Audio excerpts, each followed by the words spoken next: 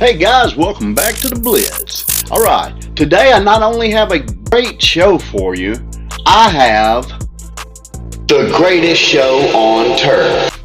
This is the greatest show on turf edition of the Blitz, and I have some beautiful, beautiful jerseys for you today.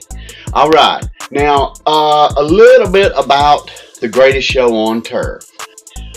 Dick Vermeil took over for the St. Louis Rams as head coach. Now, he had an idea. He wanted to put together this high-flying, great offense that the NFL had never seen. So, he brought in Mike Martz, who was with the Washington Redskins at the time, brought him in, also brought in Trent Green as his quarterback because he had been working with Mike Martz and he wanted to keep those two together. Now, he had to go out and get some track stars because he wanted to spread some defenses out. So one of the first things he did, he went and traded a second round and a fifth round pick for All-Pro Marshall Faulk. It was probably the greatest trade to date in the NFL. He got him for pennies on the dollar, and Marshall Faulk went on to be amazing. We'll go over him a little bit later. Now, he also drafted Torrey Holt that year. He also drafted Orlando Pace. Now, there are a lot of players that played for these teams. It was from 1999 to 2001.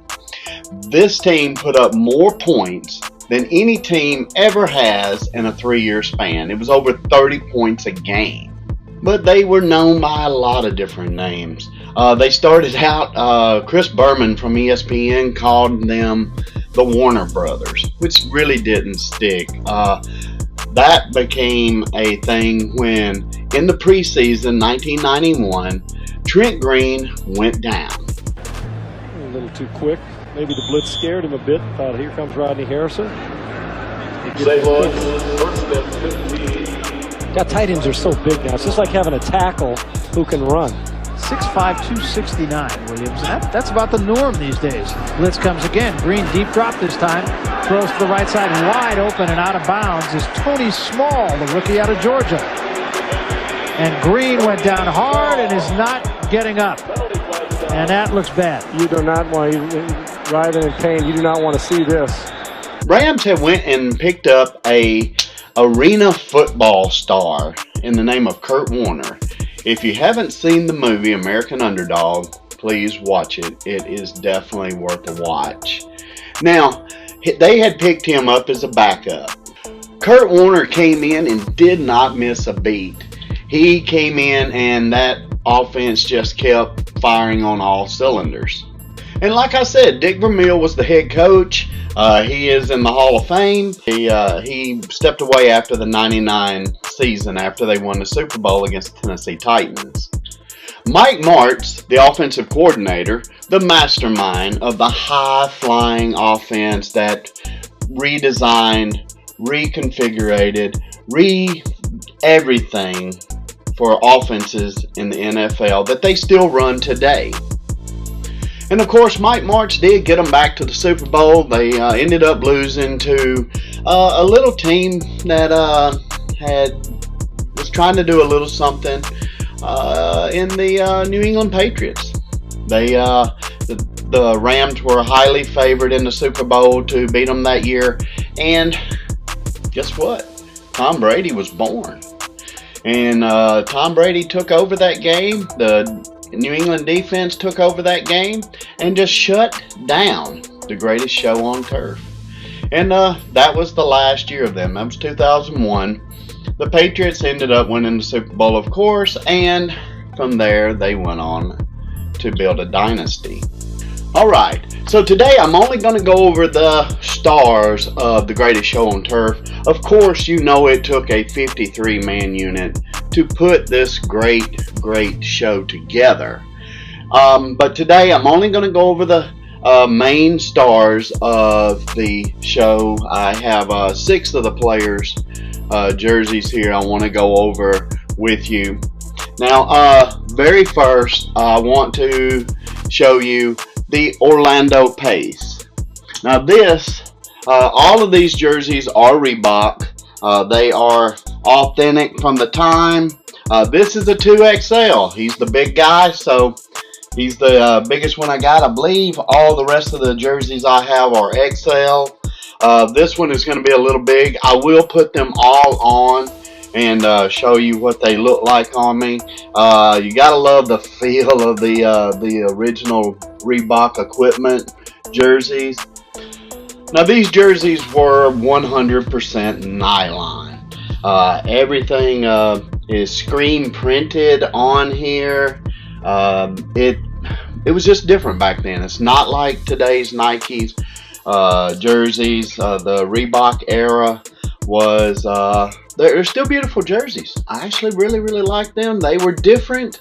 If you haven't ever felt one, it's different. It's definitely different. It feels great when you wear them. Absolutely amazing. Anyway, back to Orlando Pace. Mr. Orlando Pace, he played for the Ohio State Buckeyes. He was instrumental in catapulting Eddie George's Heisman year that year in college.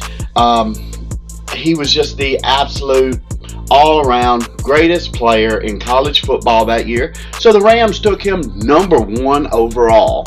Now, if you watch football at all, it's not very often that an offensive lineman gets drafted #1 overall. Over all quarterbacks, over all running backs, over all wide receivers, anybody on defense. I'm talking an offensive lineman, #1 in the draft. They had to have Mr. Orlando Pace. Now, Orlando, he came in, started pretty much right away. He threw his weight around literally. And Orlando Pace was a monster. At 6'7", 330 pounds, and his weight did go up and down during his career, but that is a large man to try to get around. Of course, they had him in the offensive tackle position, and which was his natural position, and Kurt Warner never had to worry about his backside. He knew he was protected. Orlando did his job, and in 2016, Orlando was inducted into the NFL's Pro Football Hall of Fame. This is an absolutely beautiful jersey. Mr. Orlando Pace will always be one of my favorite offensive players as far as the line goes. There have been a few, but Orlando Pace is definitely on the top of my list as offensive players. The Dolphins had a few, the Cowboys had a few. There's been a few players over time that if I was a quarterback, that's who I want watching my blind side. Now these jerseys, I'll go over this one here with you. Like I said, it is the Reebok. Absolutely beautiful jersey. Everything on it is screen printed. As far as the numbers, the name, this beautiful ram here, even the Reebok sign, everything is screen printed. This jersey has been very well taken care of. You can see the jock tag from back in the day. It actually feels really good. It feels like part of the jersey almost. It's not stiff. The new Nike ones are a little stiff, but I do like the look of them better as far as the silver ones. As far as the new Fuse, no, not so much. They did go back to kind of this feel in the new Fuse jerseys. It does feel more, you don't even know it's there. You know, it's just kind of there. The silver ones are kind of a little blocky, but they are beautiful. So those are still my favorite. So as far as the design, everything on here, all these from here down is perforated, and except for the sides are solid. Even on the back, Everything is perforated from the nameplate down. Now, this one here, from the shoulder pads, everything is solid all the way down the sleeves. This whole top section here is solid. And it was, like I said, jerseys were a little different back then. And but overall, still absolutely beautiful. This is the Orlando Pace. Alright, and I will bring it in at the end and show you what all of them look like on me. And I'll go over the sizes as well. Again, this is a 2XL. It's the only one I got that's a 2XL. The rest of the team that I have are all XL. Alright, now next up is Mr. Marshall Faulk. Again, all of these are Reebok editions. They are all the exact same jersey edition. Okay, Mr. Marshall Faulk, now he played for the San Diego Aztecs. He did go in the 2nd overall pick to the Indianapolis Colts. Now, the Colts, I don't know if they were just tired of him, if he was tired of the Colts, why they let him go for a 2nd and 5th round pick when he was basically a Pro Bowler. He had an amazing career with the Colts, and they just basically gave him up, just gave him to the Rams. I really don't understand why, but he was an integral part of the greatest show on turf. Marshall Faulk, of course, is in the Pro Football Hall of Fame. This jersey here, I won't go over it again, but as far as the perforations and everything is identical to all the jerseys. When it came to the greatest show on turf, it could not have happened without this man. Their offense was pass first, run second, and that was unheard of in the NFL. During his career, he not only had 100 touchdowns rushing, he had over 12,000 yards rushing and 100 touchdowns rushing. That's pretty good for a running back. But you know what's even better for a running back? He had over 6,800 yards receiving as a running back. He also had 36 touchdowns as a running back, as a receiver. So he was not only the running back, he split out. If you watch any of the old games from the Rams and the greatest show on turf, you will see him coming out of the backfield. You will see him lining up with the receivers. He was just as good a receiver as any of them out there. And they used him quite a bit. But again, this jersey, exact same. There's nothing different on the jerseys themselves. I do want to show you the tail of the jersey here. It is a little longer in the back. That's the way Reebok made them back in the day, and I think it looks pretty cool. Back in the 80s, we had tails on everything, whether it was tuxedos, whether it was our hair with the ducktails. Even our jerseys had tails. All right. Now I want to bring in the wide receiver crew. Now they had other players. All right, I want to bring in the wide receiver crew. All right, first up, of course, we have Mr. Isaac Bruce, probably the greatest receiver for the greatest show on turf. It's arguably, a lot of people love Torrey Holt, and of course, we got Mr. Torrey Holt here. Now, here we have Mr. Ricky Proehl. If you ever want to watch an exciting player on the field and off, it's this guy, Ricky Proehl. He was funny. He was exciting to watch as far as a player, but his off-field commentary was amazing for back in the day. And this guy could talk. He should have been a commentator in the NFL after his career because he was fun to listen to. Now, also here we have Oz Hakeem. Of course, we got Bruce, we got Holt, we got Proehl, we got Oz Hakeem. No, this isn't Oz Hakeem. This is actually Torrey Holt after he changed his number after Azakim left, but this was after the Greatest Show on Turf. Azakim left and Torrey Holt changed his number, I think in 2002, to the number 81. I could not get an Azakim in this style jersey. I could get a different style. They had a couple in this style that I've been trying to get, but the only ones I found are really, really bad shape, and I don't want to buy just trashy jerseys. I like ones that's very well taken care of.